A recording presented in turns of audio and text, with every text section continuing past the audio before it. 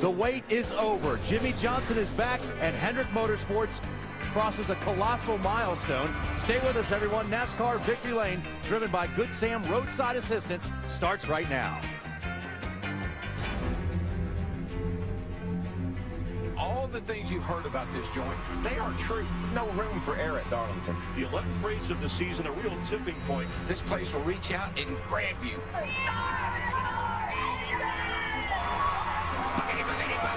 Restoration, boys and Danica!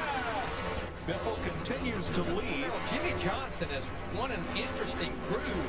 Gordon's right side. That's a big hit. Kyle Busch is going to emerge as the new race leader. I just think that Johnson, he's somebody to keep an eye on. Oh, yeah, that's a good one. Never turn your back on the race car. This pavement is aging, and now you're looking for grip. The racetrack is cooled down. Truex is on the charge. Dives into turn number 3. Oh, trouble, turn 4. 9 laps to go, and he's around. The Southern 500 belongs to Jimmy Johnson.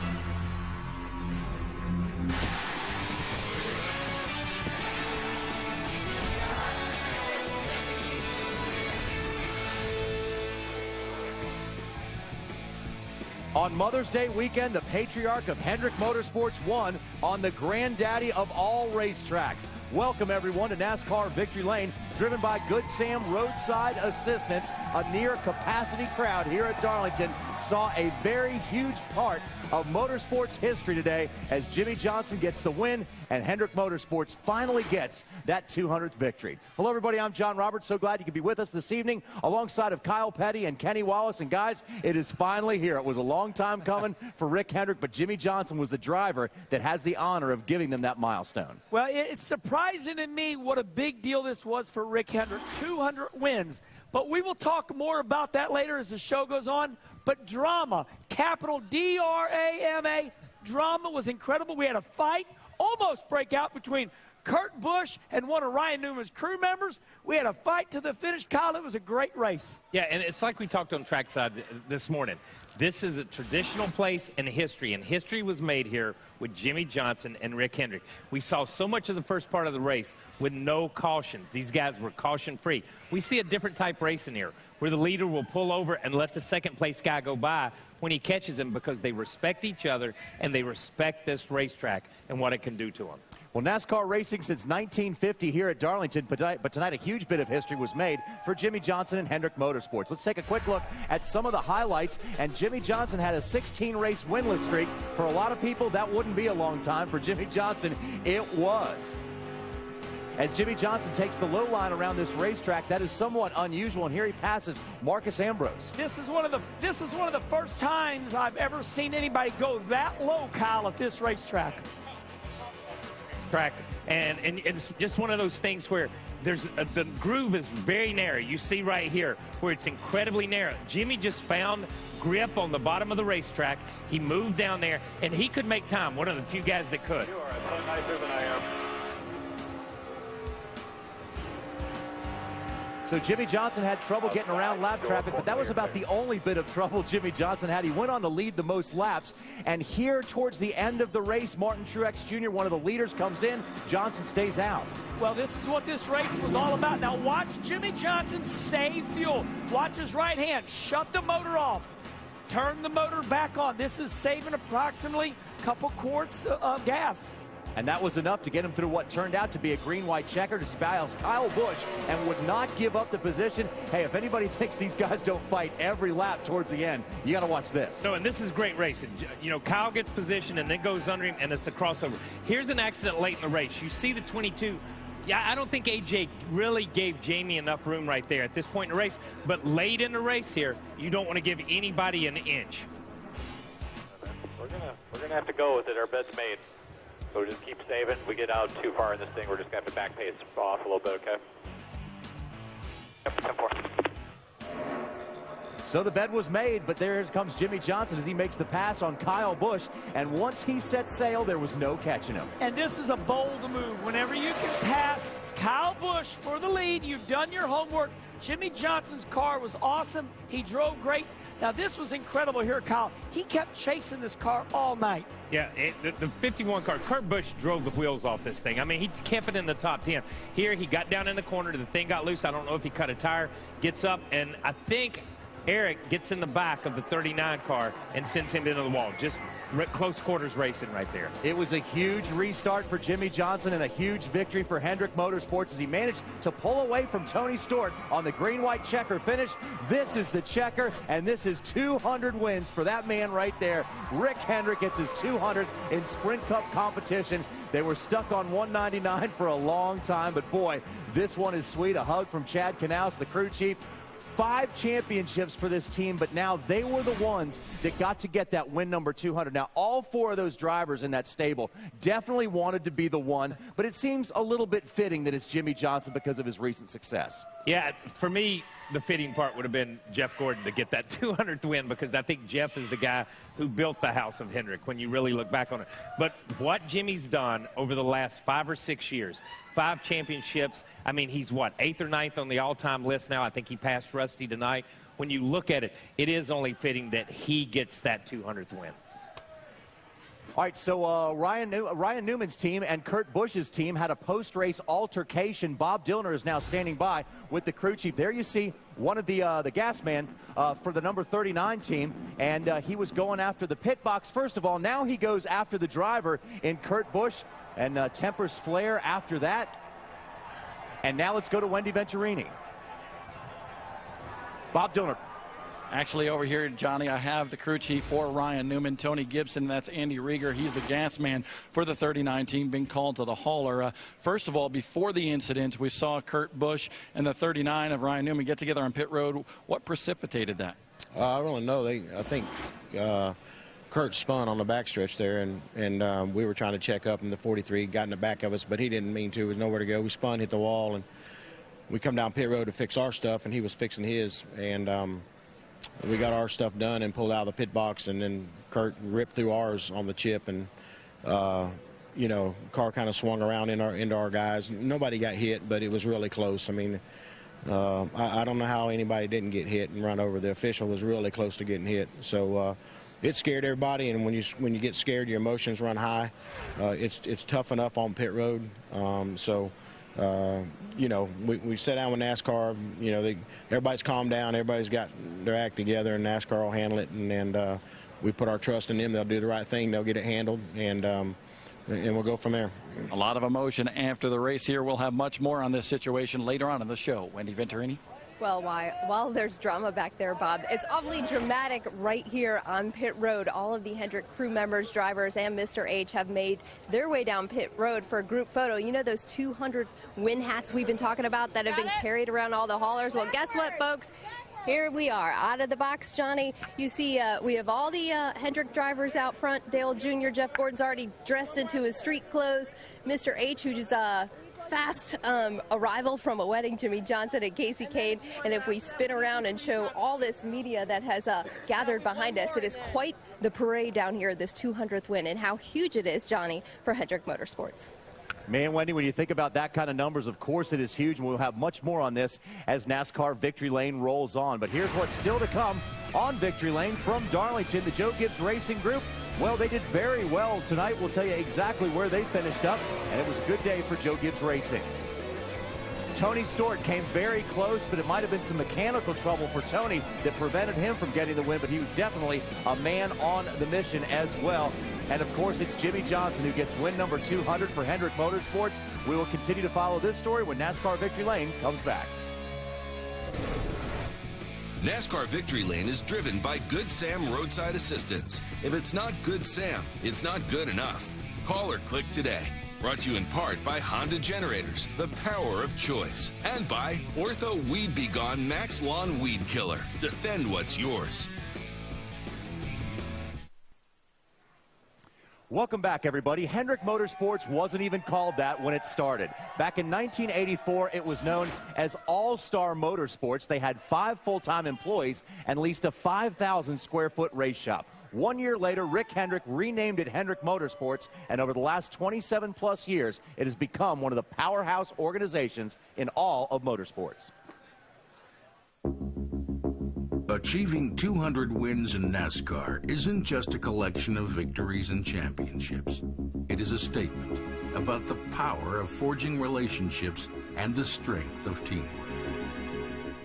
In 1984, All-Star Racing was formed, an ambitious name for a rookie owner with a driver who had never won at the Cup level.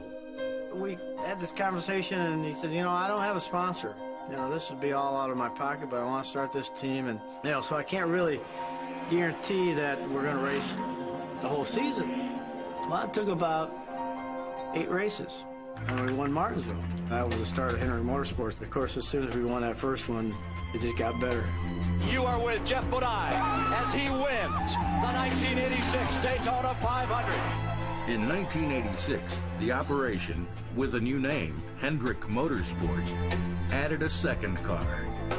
Expanding the team structure with the addition of a new driver, Tim Richmond, meant expanding the trophy case. In 1987, Rick commissioned a third car, with hopes of turning wins into championships. Rick's vision was always to be the biggest and the best, and have the best cars, and have the most people, and win the most races. And I never doubted him. That's why I went there. I'm in the middle of this bear hug, Ken. Car owner Rick Hendrick, driver Darrell Waltrip, wife Stevie. I won the Daytona 500. I won the Daytona 500. In racing, he's my best friend.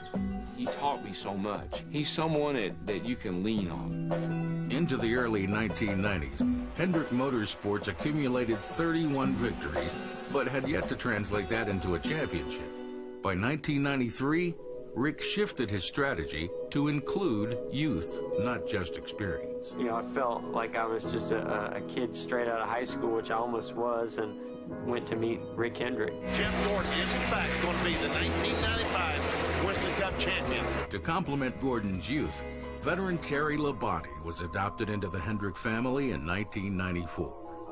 One of the guys that told me before I went to work there, they said, as corny as this is going to sound, he said, this is like one happy family. The formula had been perfected, as Gordon captured the 5th championship for Hendrick in 2001. Something else captured Gordon's eye. I spent some time with this kid, Jimmy Johnson. He can drive. And he's going to win his 13th start. Oh, here's Rick Hendrick behind you. Along with a string of 5 championships, Johnson captured more than 50 victories, from past and present to future leaders and future winners. But even as history is made through the milestone of a 200th win, the impression made by a new line written into the record book is never as deep as the impression made on the heart of a family. We probably need much more than an hour-long TV show to talk exactly about what Rick Hendrick has accomplished in motorsports. But one thing, why people want to win for him, it's kind of funny. If anybody refers to him, it's Mr. Hendrick, out of respect. If you talk to him face-to-face, everybody calls him Rick, out of friendliness. Yeah, and that's the way he is. He is everybody's friend. And I think, like Terry said, he said, as corny as it sounds, when you come there, you're family. And they're still family. You look at Ricky Rudd. You look at Kenny Schrader, one of the greatest guys in racing. You look at all those guys. Rick still talks to those guys. He still helps those guys. I think the Hendrick Motorsports and their legacy, this is 200 wins, and they're going to get a lot more. 300 is the next goal. I heard Jimmy say 250, but 300 will be their next big milestone when you start looking at it. But the thing is, the guys that have worked at Hendrick, the guys who have learned the Hendrick way, the guys who have gone to other teams, it's that ripple effect that Hendrick Motorsports has affected this sport in so many different ways, from drivers and crew members to sponsors. It doesn't make any difference. When you look at this race team, you have to say, okay, how can they be this successful for this many years with this many different drivers and crew chiefs? Well, the answer is this: one man, Rick Hendrick. When you look at the Yankees or the Cardinals or the Steelers in football or any great tradition like the Dallas Cowboys, why are they successful? Because it's always one man. There's too many people that have been involved here to take all the credit. And you look at something that Rick done just a handful of years ago. He went and picked 50-year-old Mark Martin to come back and drive his car. And what did Mark Martin do at 50 years old? He won. Won some 5 races. He won. Yeah. So I think Rick Hendrick is a visionary man.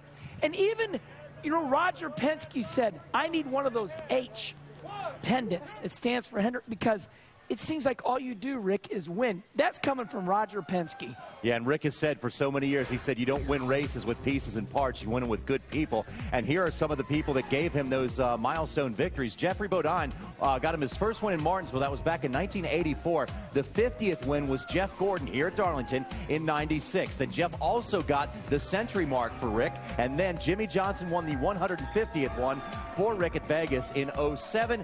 And then, of course, tonight in Darlington, it was the granddaddy of them all, 200th win for Hendrick Motorsports, 15 different winners.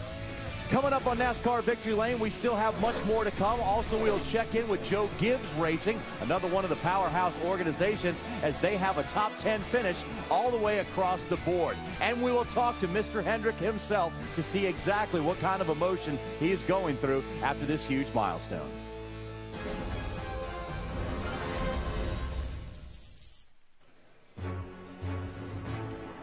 Well, on May 19th, the stars of NASCAR come out under the lights for an all-out shootout at Charlotte Motor Speedway. It's the Sprint All-Star Race next Saturday at 7 Eastern, and you can only see it live on Speed. Be sure to tune in, as someone will walk away with $1 million. Back here at the Darlington Raceway, looks beautiful under the lights. And NASCAR Victory Lane is driven by Good Sam Roadside Assistance. We saw, of course, the great performance turned in tonight by Jimmy Johnson as he got that milestone victory for Hendrick Motorsports. But what about Joe Gibbs Racing? Finishes of 2nd, 4th, and 10th, puts all three of their drivers in the top 10. And guys, Joey Logano was looking good early. Joey Logano was, for me, the bright spot of the night, one of the bright spots of the night. He got in the wall late in the race and still drove that thing back to 10th. Joey's got a lot of pressure on him, but tonight he performed at a place that was incredibly hard. And here comes Denny Hamlin. Denny has won 2 races this year. He's looking strong right here. He's got that retro paint job. He's honoring Cale Yarborough. Cale was on our show earlier on NASCAR Race Day. Here he's holding a pretty wheel, looking good. He led a lot of this race. So it's a good night for Denny, but also a great night for Kyle Busch. Looked for a while like he was going to be the main challenger for Jimmy Johnson. Yeah, he was the only guy that really late in the race seemed to have anything for Jimmy. Once Jimmy got around him, then it was a different story. But I'm telling you, Kyle's car was a little bit free. He kept saying it was a little bit free, but as they run a few laps, it came in. All right, let's go to Bob Dillner and check in with Joe Gibbs Racing. Bob?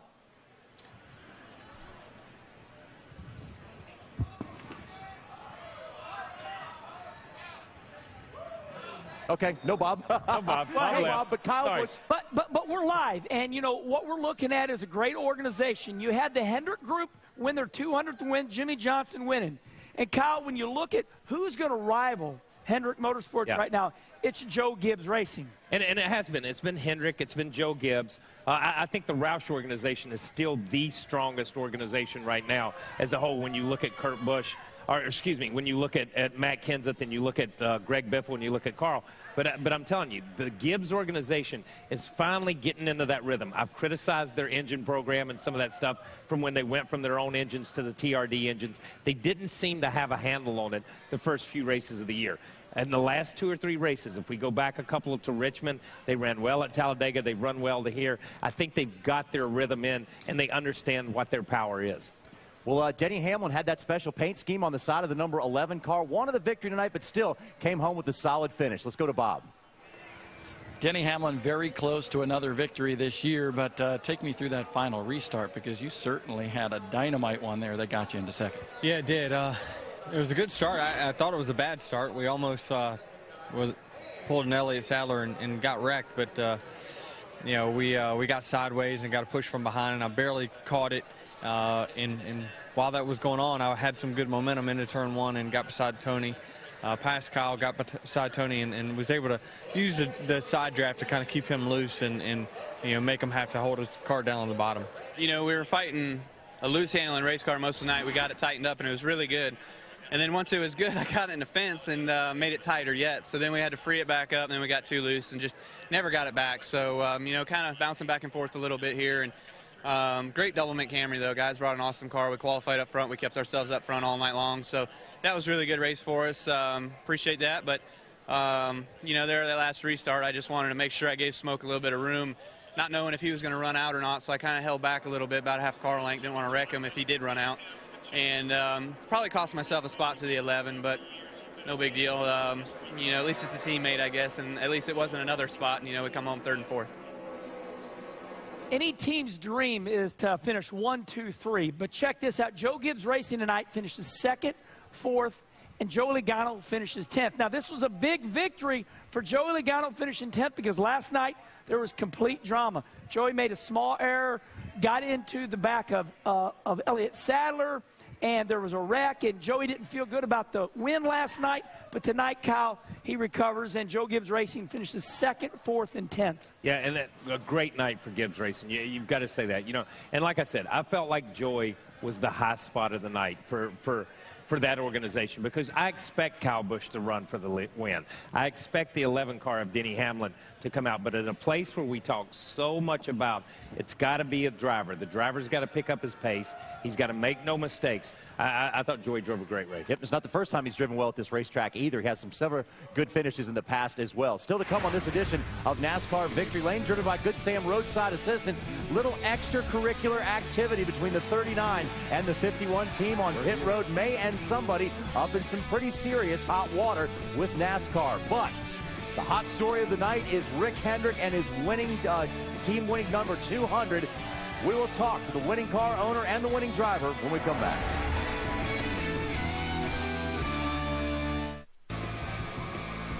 Well, any victory at Darlington is special, but when you do it for a milestone victory for your owner, it's even greater. There is a reason why this number 48 team is so excited over this one, and we will get to that momentarily here as Jimmy Johnson is victorious for Rick Hendrick. It's 200 wins for that organization that started back in 1984 with nothing much more than a dream. Welcome back, everybody, to Darlington Raceway, where history was made tonight for Hendrick Motorsports. And right now, we're going to check in with Rick Hendrick himself. First of all, Mr. Hendrick, congratulations. What a fantastic night for your group. When you started this whole thing off, we knew you weren't coming into Sprint Cup racing to run in the back, but did you ever imagine you would cross this kind of a milestone?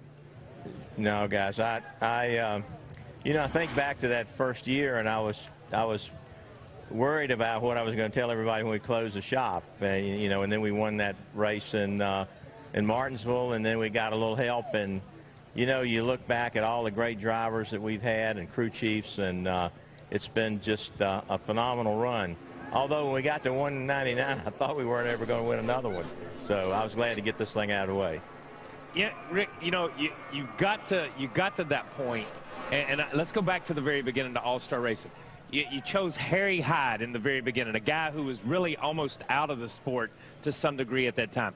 A Yankee driver at the time, which was like, that's all they referred to Jeff Bodine, who was a great driver as a Yankee. You take those guys, and then through the years, you've gone a multitude of routes from Ricky Rudd and Tim Richmond, who was way before his time in this sport. And then you hire Mark Martin at 50 years old to come back in.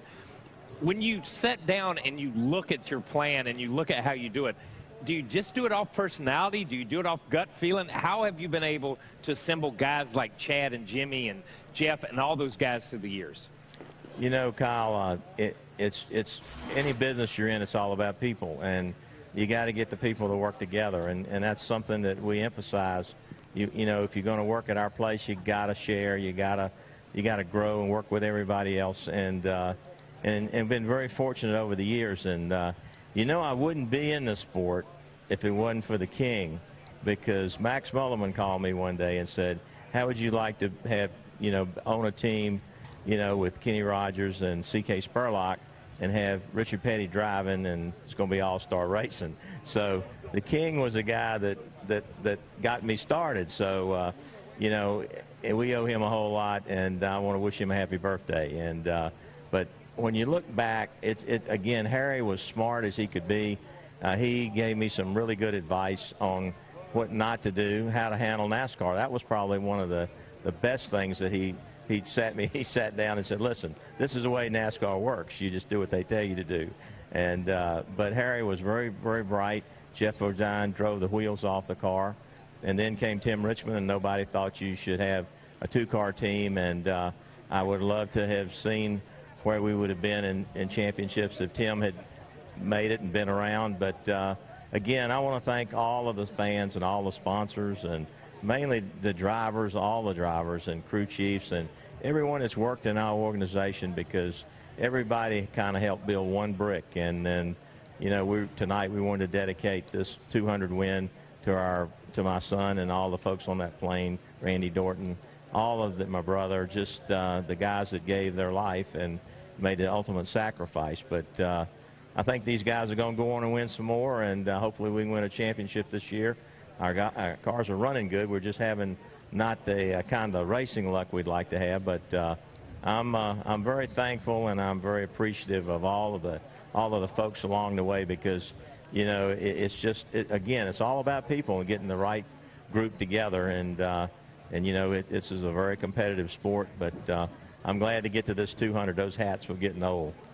Rick, I can vouch for you. You're a great man. You're a good friend of mine. But inside that garage area, everybody has your respect. You're such a great man. And I remember one chilly night in Daytona, one of the greatest car owners in our era, Roger Penske, said, I need to get one of those H pendants, because whatever Rick Hendrick is doing, I want to be like him. What did that mean when Roger Penske said that?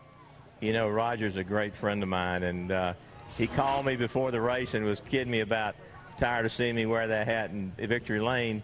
So I gave him one, and he won the race. Well, he won the race before I gave him the hat. But no, when you have guys like Roger Penske come up to you and become friends of yours, and you know, all the great Childress, Petty's. I mean, you know, I have some of the best friends in the world right in the garage, and we have to race against them. Your brother Kenny Schrader, like my brother. And, that's right, he's my brother. And I think my folks loved him more than they loved me. But you know, all the friendships and the relationships you build in the sport are unbelievable. And I wouldn't take anything for the experiences I've had in meeting people and seeing a guy like Jeff Gordon come along, Jeff Bodine have a shot, or a Tim Richmond, or Jimmy Johnson, when we didn't have any idea he could do what he could do in a car. And you know, it's good to see Tony in here tonight, and Kyle Busch, and so many of the guys that, you know, have made contributions to our organization.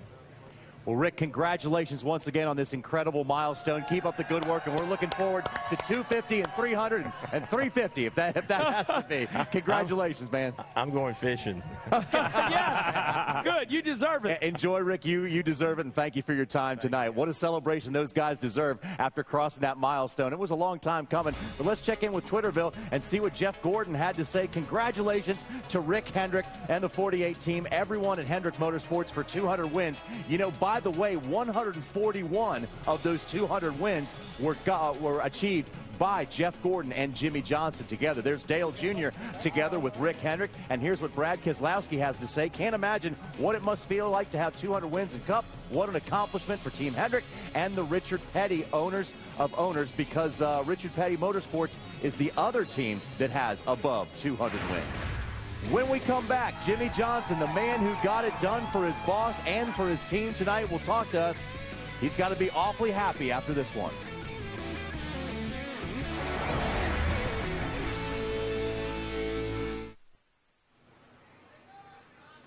Welcome back to Darlington, everyone, and NASCAR Victory Lane on Speed. It is time now for us to check in with the big winner tonight, and that is Jimmy Johnson. Jimmy, first of all, congratulations, man. We heard how bad all you guys wanted to get this milestone for Mr. Hendrick, but just how good does it feel for you to know that you were the one that got that done for him? Yeah, it feels amazing. You know, I can't help but think about all the history at Hendrick Motorsports, going back to Harry Hyde, Tim Richmond, Jeff Bodine, Kenny Schrader. I mean, you go on and on. There's been so many drivers, crew chiefs, crew members over the years that have, you know, worked for Rick and have created this win total. I'm stoked to be here. I'm stoked to be the guy to win 200 for Rick. I felt like we were in position a few times earlier in the year to get it done and didn't. So to get it done today was awfully special. Yeah, and, you know, Rick said a ton about the 200. I want to ask you one question about the race tonight. You know, you and Kyle went at it pretty good there, but with about 12 laps to go, and I know we had a couple of more cautions, you know, you guys were kind of maintaining with the 14 car at that time, and all of a sudden within about 3 or 4 laps, you stretched it. There was a lot of talk about fuel, a lot of talk about a lot of different issues. Was that a point where you knew you were safe fuel-wise? No, I was kind of running the same pace, and the 14 was slowing up a little bit. So I got nervous actually in the car and thought maybe I was going too fast and using too much fuel, because when it comes to fuel mileage races, Tony's the guy and has proven that week in and week out. So there was a lot of second guessing my pace and the throttle, how much throttle I was using up in front of Tony. And but once I had that little gap on him, that 0.8 gap, Chad kept reading to me, I felt good about it in case I caught some lap traffic or had something kind of off. But we were saving a lot of fuel those last probably 20 or 30 laps. I was only half throttle down the straightaway, but hustling pretty hard through the corners. Well, Jimmy, congratulations, man. This is a very special victory. Keep up the good work, and we hope to see you back here soon. Awesome. Thanks, guys. Just so happy for everybody at Hendrick Motorsports in this 200th win in Cobalt Tools and Chevrolet. Absolutely, Jimmy. Thank you very much for your time. That's 56 career wins for Jimmy, but this 200th milestone is special for him. In honor of number 48 driver Jimmy Johnson, who just won Darlington, Good Sam Roadside Assistance is discounting a limited number of memberships to their 24-hour roadside assistance plans to only $48, and that's about a 15% discount off the normal Speed Viewer rate of $59.95. Check out speed.com/victorylane for more details. Well, there was some extracurricular activities on pit road between the 39 team and the driver of the number 51. We'll break down exactly what happened and what the outcome might be when we come back to Victory Lane.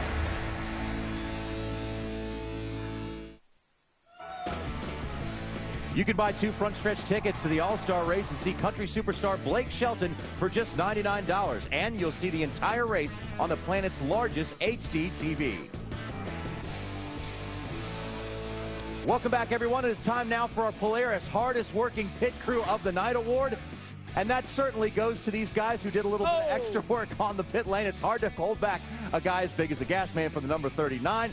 That was a little ugly altercation after the race. And exactly what had happened there, you have to go back earlier in the race to figure it out. Cooler heads prevailed afterwards, but that was a situation that may result in some penalties from NASCAR. Let's take a look at exactly what happened, first of all, on the racetrack between Kurt Busch and Ryan Newman. A little bit of tempers going on, as you can imagine, at Darlington. Guys, first of all, the 51 gets up into the outside wall. Yeah, I don't know if the 51 just got in the corner. I don't know if Kurt got into. It's almost like he had a cut tire. The thing got a little loose, and then Eric Almirola gets into the back of the 39 car. Now, these guys are good right here, but evidently when they came to pit road, they were pitting side by side. The 39 worked on their car. The 51 of Kurt Busch worked on his car.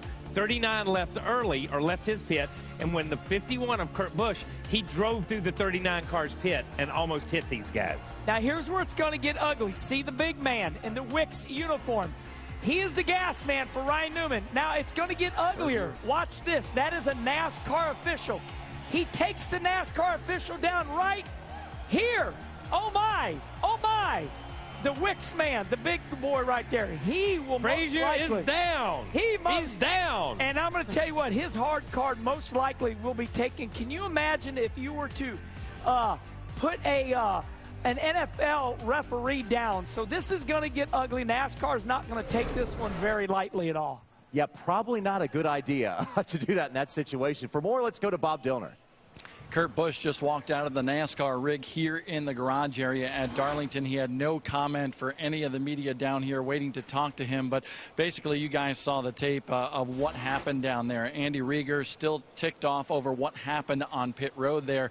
He came down with some ferocity and tried to go after the Phoenix Racing Team and Kurt Busch. Now, Kurt Busch was calmed down just a little bit by some of his officials and some of the team members that were with him. But he did get worked up at one point and tried to go back at the team there for the 39. But when all is said and done, NASCAR, I spoke to them down here, Vice President for Competition, Robin Pemberton, and he said NASCAR is going to have to take a close look at this. And I spoke to him after the interview process, and he basically told me there might be 2 wrongs here. Number 1, Kurt Busch shouldn't have done what he did on pit road. And then number 2, Andy Rieger should not have gone down there and bull rushed some of those team members there. So it's something that NASCAR is going to take a very close look at on Monday and Tuesday. Andy Rieger was in the NASCAR trailer on 2 separate occasions down here, but obviously no verdict right now. We'll be awaiting the word on Monday or Tuesday when NASCAR hands out that decision, JR.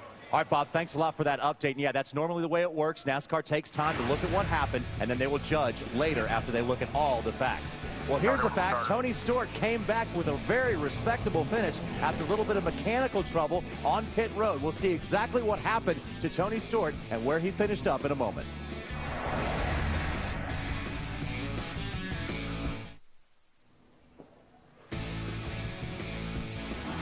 Welcome back to Darlington, everyone, at NASCAR Victory Lane, driven by Good Sam Roadside Assistance. There were so many other storylines going on throughout this race, but the big one, of course, win number 200 for Hendrick Motorsports. Now, it looked for a while like Tony Stewart was going to figure into the end of this race, and if you want to see a man on a mission, watch the way Tony Stewart battled back from some earlier problems. First of all, he methodically moved his way up through the field to begin with, Kyle. Yeah, his car really seemed to drive good. He could run high, he could run low. He worked that low line late in the race. Jimmy worked it early in the race. Here he has some clutch issues. These guys come in, you see them just kind of stand there. What are we going to do now? What are we going to do now? We're having some issues. Let's go ahead and change 4 tires and get that out of the way. And I think that played well and boded well for Tony late in the race. Here's our Good Sam assist of the race as the number 14 pit crew helped Tony get back fired up again with that malfunctioning clutch, and that could have been what prevented Tony on that last restart from catching Jimmy Johnson. He certainly gave it all he had. I'll say one thing. When you give him the smell of victory, he is going after Jimmy Johnson here late in the race. And this is the way the race would have finished, except I believe that last restart, I agree with you, Kyle Petty. Yeah. I think that clutch gave him some problems for him to finish third. Because he did drop back, but once he got going, he made it up through the field like only Tony Stewart can. Let's check in now with Bob Dillner, who talked with Smoke after the race. Tony Stewart right there to the very end, and I want to talk about that final restart. I know you were having some sort of clutch issue. Was that the problem there? No, actually was running out of fuel coming down to the green. Once we got going, it was getting the fuel to the pickup, but the caution flags, even though it looks really flat on the straightaways, there is some banking here, so I was getting it away from the pickup, and once we got going, it was getting the fuel back to the right side where it needed to be, but I was running out of fuel coming to the green.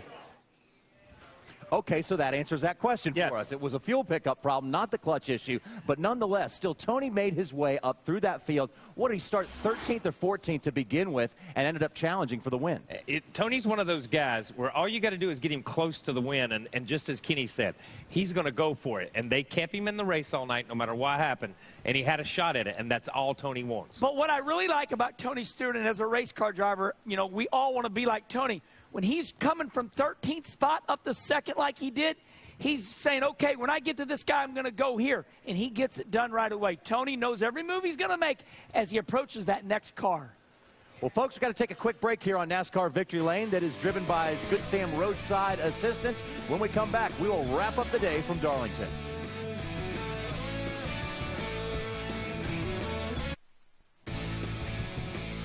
NASCAR Victory Lane is driven by Good Sam Roadside Assistance. If it's not Good Sam, it's not good enough.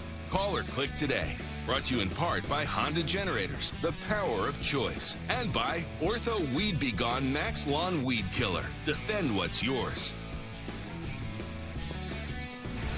After the 11th race of the season, Greg Biffle still has a hold on the top spot in points, but teammate Matt Kenseth is just 2 back. Earnhardt Jr. is 14 back. And as of right now, Brad Keselowski and Ryan Newman, by virtue of their wins, hold on to those wild card positions because, we only have a little bit of time left, really, before that 26-race cutoff. That's coming up soon. But we're 11 races into the season. When you look at the points after these races, nothing really changes. These guys move up 1 or down 1, and it's kind of stabilized right now. So for guys like Jeff Gordon and guys like that have had horrendous luck, it's going to be tough to catch up.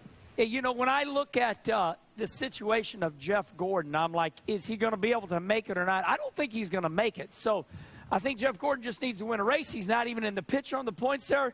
We got the watch on Dale Jr. Is he going to be able to stay up there in the points? He's starting to fall a little bit this race, but he's still strong. Well, a disappointing season for Jeff Gordon got all the more disappointing tonight at Darlington as bad luck hit the team once again in the form of debris on the racetrack cutting down the tires. Here's the first flat left rear. Yeah, and you know, I'm going to have to throw the BS flag on the debris thing. He cuts the left rear. He comes in. They have a caution. He goes back out. He cuts another left rear, and then he goes to the garage area. Unless he's got debris hung up under that thing, somebody's lying to somebody. That was lap number 205, where he come in the pits, and they try to figure out exactly what's going on with the race car, but the only thing they knew for sure was the left rear went down again. Got tires flat again. Tires flat again. Inside. Got 2 more coming. Hang on to it. Yeah, we got something broke here, boys. So again, that is the word we got. Jeff Gordon went behind the wall, came out some 25 laps down later, but a bad season just got worse for Gordon. But would you listen to his voice? I mean, now here's Newman getting in the back of the 32. Okay, here at Jeff Gordon getting in the back of Reed Sorensen. This is late in the race. I don't know what this was all about. But Jeff Gordon is back out on the racetrack after all the drama, and that brings out the caution late in the going. And that might have been that one thing that happened to Jeff Gordon that just really put, I mean, he was, you know, he said it was almost comical after Talladega, the way they've been hit with the bad luck, and you couldn't imagine luck getting any worse. Kyle, you know, one thing I noticed is his voice is so calm. How can you keep a voice that calm? Here's the troubles this season. Engine in Daytona, cut tire in Bristol, then pit penalty, wreck, engine, cut tire, wreck, and then again tonight, cut tires. If it weren't for bad luck, Jeff Gordon would have no luck this season. Are you kidding me? No, and that, look, how many times we see that over 5 seasons with Jeff Gordon, not in the first 11 races of the season. Yeah, the cars are good. They're fast. He says that's the good part, but this luck is just killing them. Well, you know, there's an old saying that, you know, some great people, leaders, they say, we make our own luck. I'm sorry, time out. This one is bad luck, okay? Yeah. Blown motor, cut tire. You know, he's running along there at Talladega and somebody slaps him from the side. That's luck. That is bad luck for Jeff Gordon, and it just doesn't seem to get any better tonight. Let's check in with Twitterville and see what Martin Truex Jr. had to say after his run tonight. Thanks for MWR for an awesome car. I'm cooled off now. If it had went green, Chad would have looked like a hero. I'm behind my team 100%. Of course, Chad would be his crew chief, Chad Johnston, because they were trying to use strategy by pitting, and that was unfortunate. It didn't work out exactly right for Martin Truex, but nonetheless, that team is sneaking up on a win. Mark Martin is proud of our team's effort tonight. We were not fast, but fought hard. On to the All-Star race next week, and so Mark Martin running that limited schedule for Michael Waltrip Racing again. Had a good, solid run, but that team is getting closer and closer, guys, to getting a victory. Hey, I got to ask you something, Kyle Petty. Where did Danica Patrick finish? 31st. She got me like 10 points for my fantasy league. Absolutely. I didn't say she was going to win the race. I just said she was going to get me some points. Exactly, and she got points. She said her goal was to finish and run and she did solid, a good job. and she Solid did exactly race. that. Yes, she did. But the solid job was turned in tonight by Jimmy Johnson and the number 48 team as they became the lucky one of those 4 Hendrick drivers that got to give Mr. Hendrick his 200th career Sprint Cup victory. Congratulations to Hendrick Motorsports, and a special salute to all the men and women who made that team work over all these years of success. Thanks for joining us, everybody. We'll see you next weekend as it's All-Star time on Speed.